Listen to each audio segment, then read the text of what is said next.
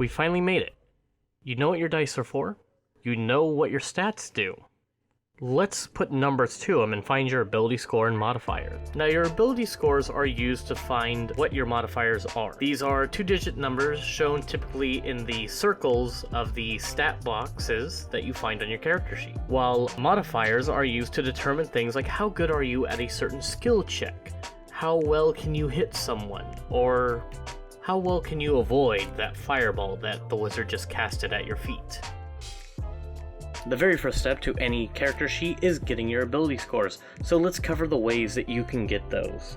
In Dungeons & Dragons 5th edition, there are 3 ways to find your ability scores: standard array, rolling for it, and point buy. This episode we will cover the 2 most common ways, those being standard array and rolling for it. Standard array is simple. You're given 6 numbers, 8, 10, 12, 13, 14, and 15, and all you need to do is place them where you want to go. This way is a safe route for character building, because there's no chance of you being terrible in a certain stat. But the downside is, there's no chance of you having amazing ones either. Rolling for your ability score, though, invites chaos. You take 4d6, or 6-sided dice, roll them, and then take the 3 highest. So for an example, if I were to roll 4d6 and say I got 2 6s, a 5, and a 2, I will then take the 6s and the 5, because they are the highest numbers, and then I will add them together, giving me a 17. Then I will repeat the process until I have all 6 numbers needed to fill out my ability score. I will take those numbers, similar to the standard array system, and place them where I want them to go. For this certain build here,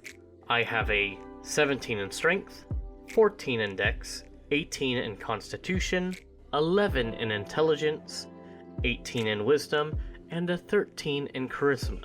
Now you're not done yet, you still need to add in your racial modifiers, and these can be found in the player's handbook between pages 17 and 44. Now for this example here, for the character that I'm going to be using in a future video, I'll leave it a mystery to you, but just know they get a +2 to constitution and a +1 to wisdom, making their constitution a 20 and their wisdom a 19.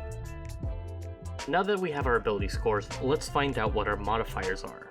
Luckily for you, in the player's handbook on page 13 is a handy chart to show you what your modifier is, depending on the number you have.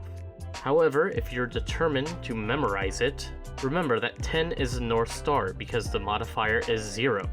Every 2 above 10, your modifier goes up a point, and every 2 below 10 is a negative point.